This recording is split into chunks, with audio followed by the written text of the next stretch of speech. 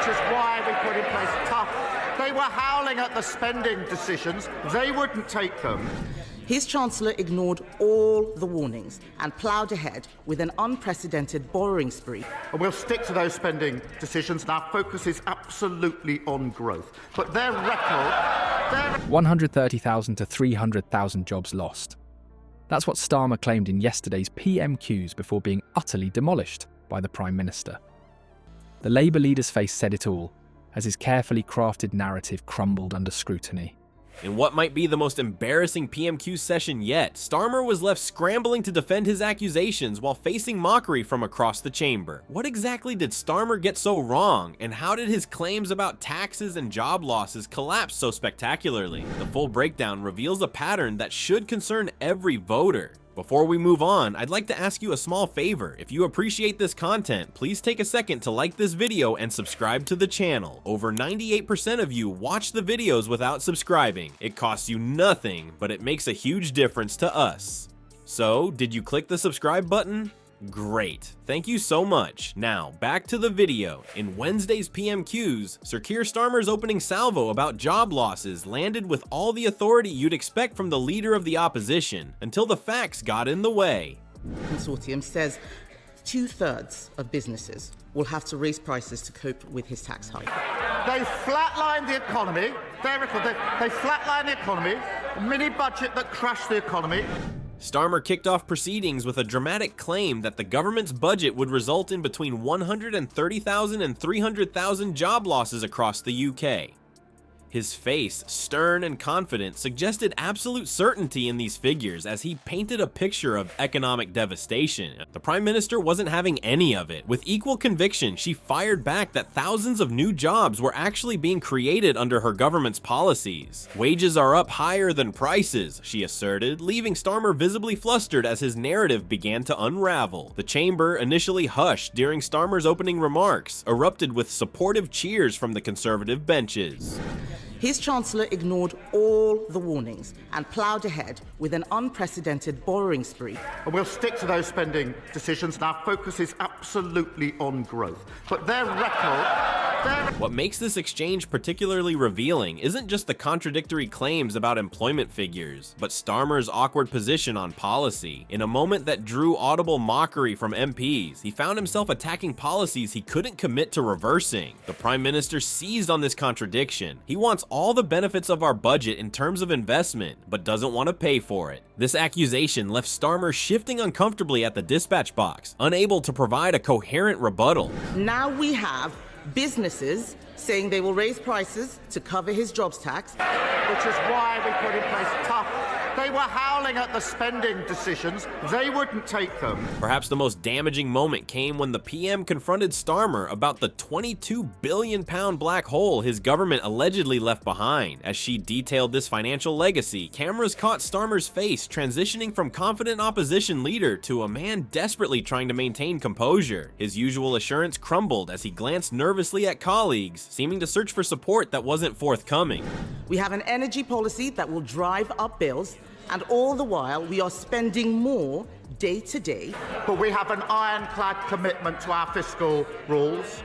We can't just tax our way out of the problems that they left us. The chamber's atmosphere transformed dramatically when MPs began openly mocking Starmer's selective use of statistics. What started as murmurs of disagreement evolved into outright laughter when Starmer attempted to pivot away from questions about his sources for the job loss figures. One particularly cutting heckle.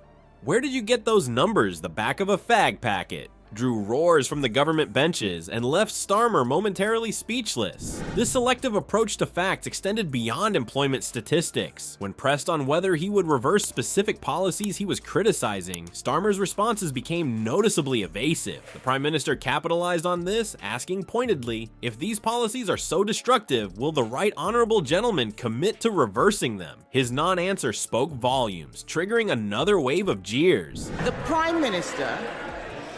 The Prime Minister refused to repeat his Chancellor's promise that she wouldn't come back for more. When it comes to tax, she knows very well the limits of what I can say from this dispatch box. The credibility gap widened when Starmer's claim about 130,000 to 300,000 job losses came under scrutiny.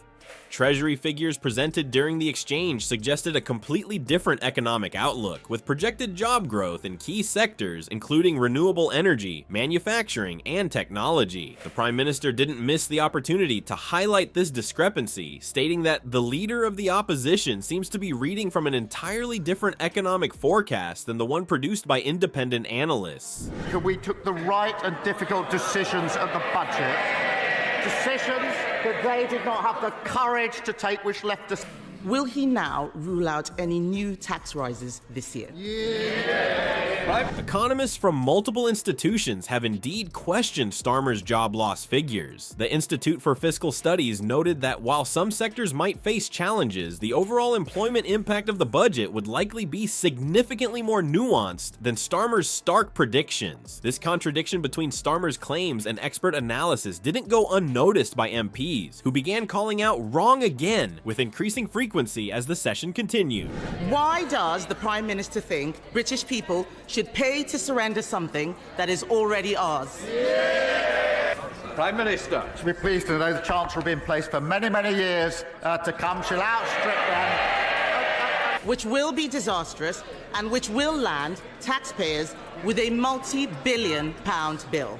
The exchange reached its climax when the Prime Minister delivered a devastating line about Labour's economic credibility. The party opposite warns of job losses while having no plan for job creation. They criticize investments while offering no alternatives. The British people deserve better than opposition for opposition's sake. This landed with particular force as Starmer's earlier assertions began to appear increasingly hollow. Throughout the exchange, Starmer's body language told its own story. His initial confident posture gradually gave way to defensive gestures, shuffling papers, adjusting his tie, and avoiding direct eye contact with the Prime Minister. These subtle cues weren't lost on the chamber, with backbenchers on both sides reading the visual narrative of a man on the back foot. What's truly remarkable about this whole exchange is how swiftly Starmer's carefully constructed narrative crumbled under the weight of basic fact-checking. The pattern we've witnessed today raises profound questions about Labour's economic credibility going forward. One moment perfectly captured the sentiment in the chamber, when an MP boldly stated that people vote Labour and all they get is trash. The statement reverberated through Parliament as Starmer visibly struggled to maintain composure. For viewers at home, these PMQs sessions deserve closer scrutiny. Politicians on all sides deploy selective statistics to craft misleading narratives that often collapse when examined properly. The theatrical performance we witnessed today reveals the gap between polished political messaging and substantive policy. As the election cycle intensifies, watch carefully how figures are presented and whether they withstand genuine scrutiny, because today demonstrated how quickly confident assertions can unravel when challenged with contradictory evidence.